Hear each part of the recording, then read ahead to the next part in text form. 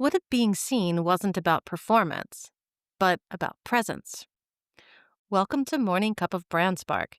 Today, I sit down with Sara Deacon, martial artist, MC, and creative collaborator, to explore how discipline and awareness from martial arts translates into authentic presence, both on stage and in life.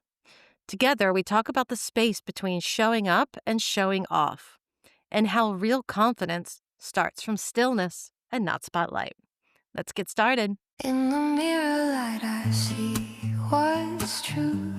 The spark in me, the spark in you. One cup, one truth, one little fire. Morning voices climbing higher. So grab your cup, let's spark it up.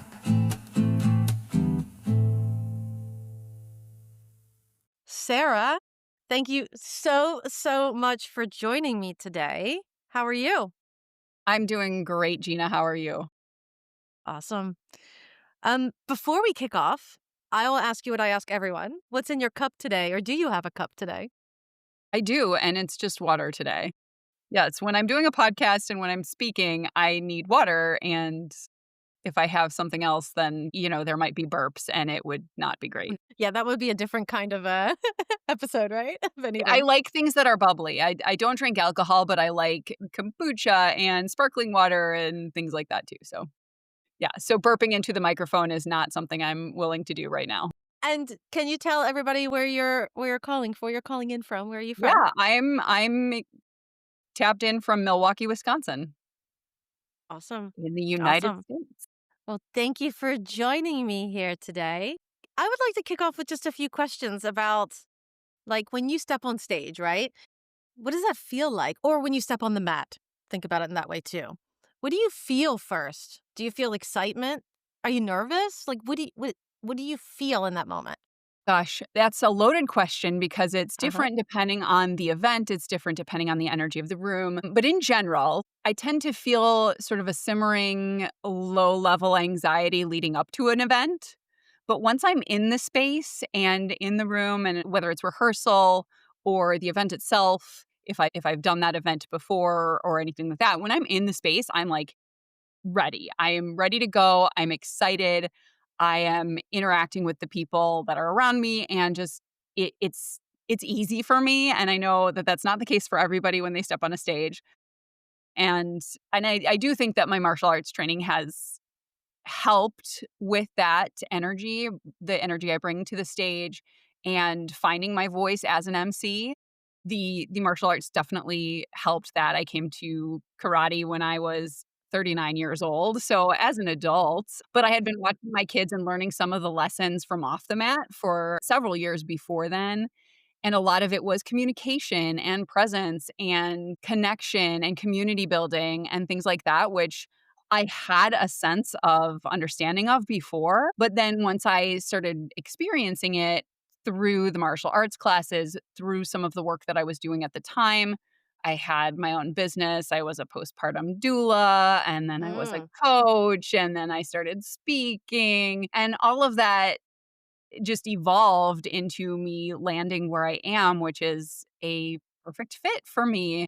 I actually ran into a high school teacher over the weekend who asked what I was up to. And when I told her I was an MC, she's like, "Of course you are." She knew, totally knew that was going to happen.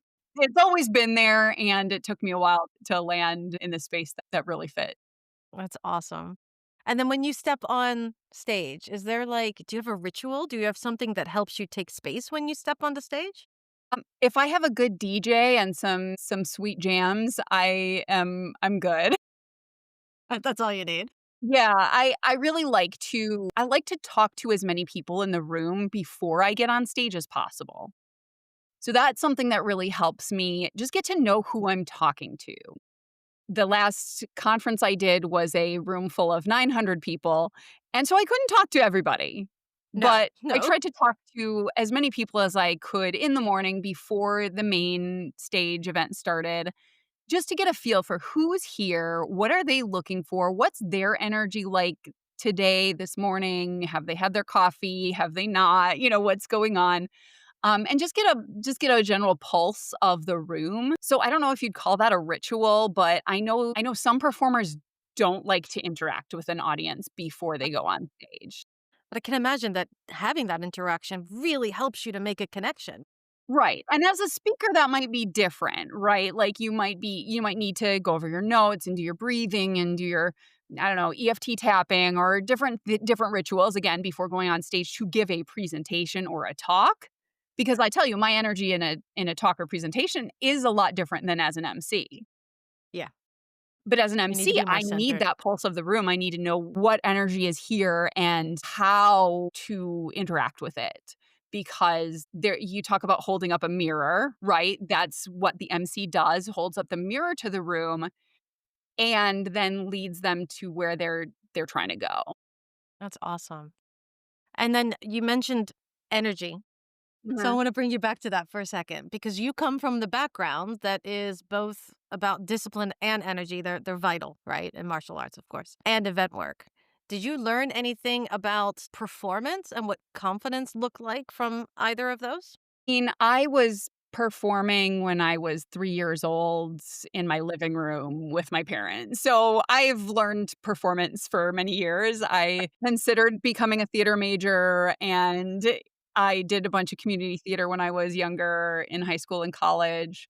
So, performance has always been something that I've been drawn to. And like I said about the evolution where I've been, it all has built on top of the last thing is the dancing to Kenny Rogers in my living room to the, being the star of my 8th grade play to joining the choirs and musicals in high school and the community theater and the college theater and the clubs and the work that I've done, forever. I mean, office work, retail work, I've always connected with people. People. And I think that part of it is I'm an empath, so I identify a lot with people. I can read emotions, I can read people fairly well, and it's something that comes naturally to me. And the performance part of it, that can be learned. I can read a script, I can interpret a script, I can read without looking like I'm reading. I can do That is a skill in itself, huh? Yeah, yeah. So those are the skills that I've developed and built. And again, I used to teach karate as well. So learning just how to get up in front of a room and yell at people and make them do what you want, that's helpful from the stage as well. So and yeah, every event, every room has its own energy. There will never be the same room ever again. You get into a room, it's that room, that time, that moment. And I think the big thing about managing your energy when you come into a space is honoring that this is the only time we're going to have this group in this room with this energy, with this purpose in this life. That's an awesome way to think about it. I love that. It helps to center you as well. And Mhm. if somebody were to go onto stage and have a nervousness at that point, really honoring that helps to center. I love it. Right. And understanding that they're the people in front of you, they're there for their reasons. And it's not about what you say or what you're wearing or how you're talking or if you say a lot or if you forget your script. Like, it's not really about that. It's about what do they need? What do the people in front of you need? And I think that was a huge shift for me when I realized it wasn't about my performance. It was about what the people in front of me needed. Speaking of that, is there a point in your journey where being on stage, whether that was speaking or presenting or emceeing, where it felt too much, where it felt more like performing? I feel like that came when I was learning to teach karate. I came to karate an old lady. Like, I was never did it as a kid or anything like that, but I started joining the instructor program, and again, it was about what do they need to learn? And that was I was very self-conscious when I started instructing about, like, am I saying it right? Am I doing it right? Are my instructors, like, judging me? And, like, I felt like I was under a microscope. And the more I did it, the more I practiced it. And then again, that light bulb moment where it's like, oh, it's not about how I'm showing up, but it is because it serves what they need. So there is still an element I need to show up a certain way. and they're not paying attention to my words. They're paying attention to themselves and how they're growing in that space.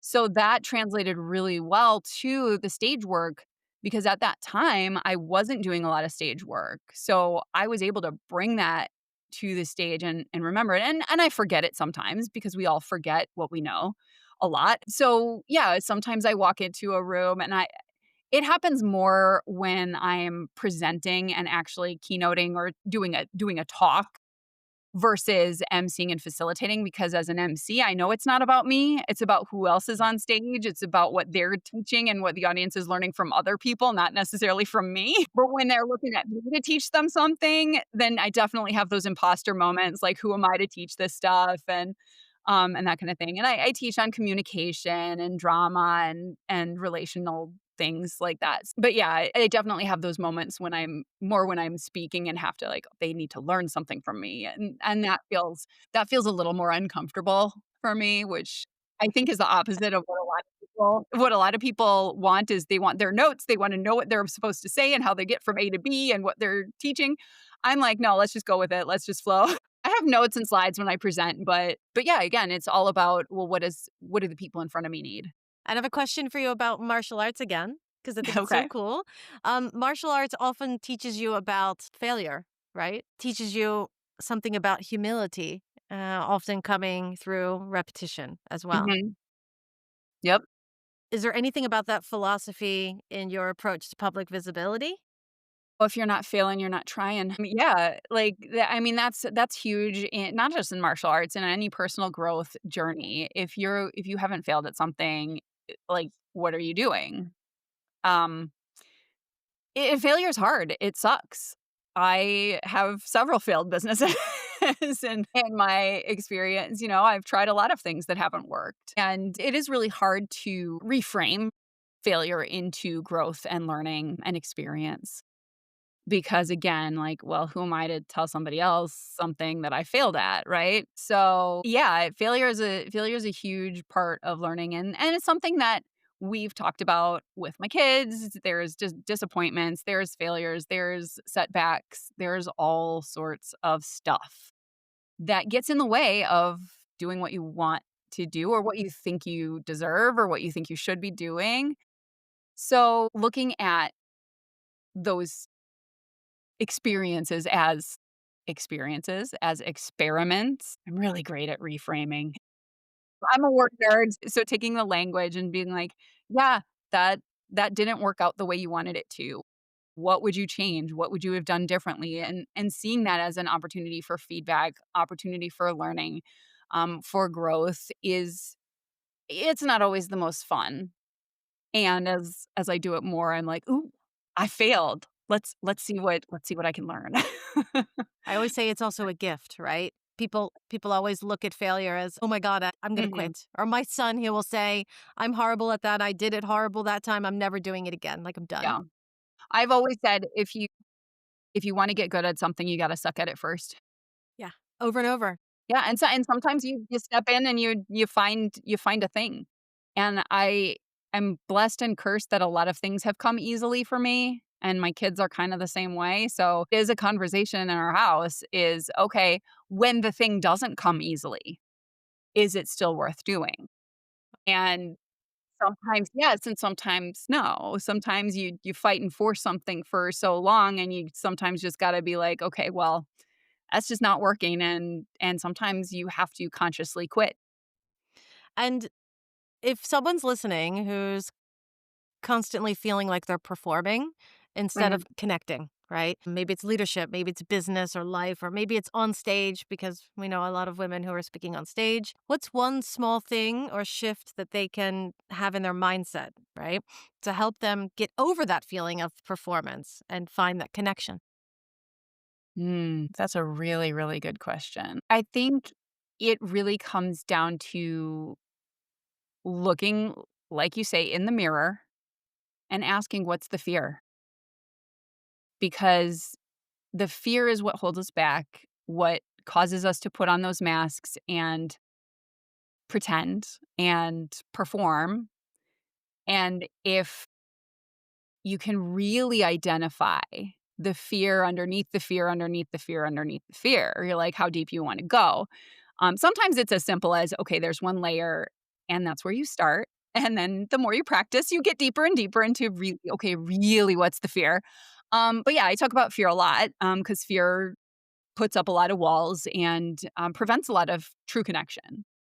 So being honest, and that doesn't mean you have to stop performing, but just being honest about why you're performing and what you're trying to do for yourself or for someone else, or what really the motivation is, and why it feels like performance and not authenticity is usually comes down to some level of fear of either being seen or being heard, um, being liked, being approved of, and a lot of that comes from a lot of deep stuff that we're not gonna have time to go into, but yeah, there's some level of fear. So if you can just ask the honest question, the real question, "Well, what am I afraid of? What's the fear?" Um, And what if? What if you didn't have that fear right now? What's the worst right. thing that could happen? Right. Or if the fear has to do with some sort of need for approval. Well, why do I need approval? Or what am I looking for? How can I get the approval without the fear? How could I get the approval by performing, or through being me? Through the authenticity, through the vulnerability. Could I still find that connection and that approval or the applause or whatever we're looking for in a different way? Is there a different way to meet that need that calms that fear? And I always talk about, like, courage isn't the absence of fear. We don't have to get rid of the fear. We just have to look at it and be okay with it and not let it stop us. Awesome. So, thank you so much for joining. Is there anywhere that you'd like people to find you online or offline? Yeah, I'm pretty much everywhere. My main place is my website is saradeacon.com, and it's Sarah with no H. Saradeacon.com is my website, and I'm also on Facebook, LinkedIn, and Instagram mostly. And YouTube. You have YouTube also. I do have a YouTube. I haven't been super, intentional with the YouTube lately. So but yes, I have some videos on YouTube. And anything else that you'd like to plug before we head off? I have a book called Welcome to the Stage: The 360-Degree Approach to Hosting Events Like a Pro. So if you want a little bit more insight into what an MC is and what they do and how to do it yourself or partner with somebody to help you, check out that book, Welcome to the Stage. It's available through my website or on Amazon or anywhere books are sold. Love it. I'm going to pick that up because I'm so curious. I'm fascinated, actually. I think it's such a skill to be able to do that and to really be able to read the room and read the people and connect with Mhm. the people. And anytime I see someone do this, it's just fascinating at an event, at a conference. Yeah. Like, how do you do that? Yeah. It's just so cool. You know the good ones because you don't really remember them. You know the bad ones because you're uncomfortable the whole day. You're feeling bad for them on that stage. So No. we all know the bad ones. The good ones we barely think about because they make things run just as smoothly as they can possibly go. So, yeah. Well, I thank you so, so much for joining me. Yeah, thank you for having me. Well, that was Morning Cup of Brand Spark, a reminder that confidence isn't performance, it's alignment. If this conversation made you pause or breathe a little bit deeper, share it with someone who might need that reflection too. So until next time, keep your coffee warm and your clarity close. In the mirror light I see what's true. The spark in me, the spark in you.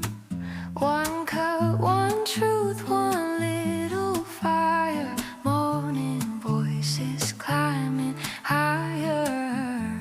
So grab your cup, let's spark it up.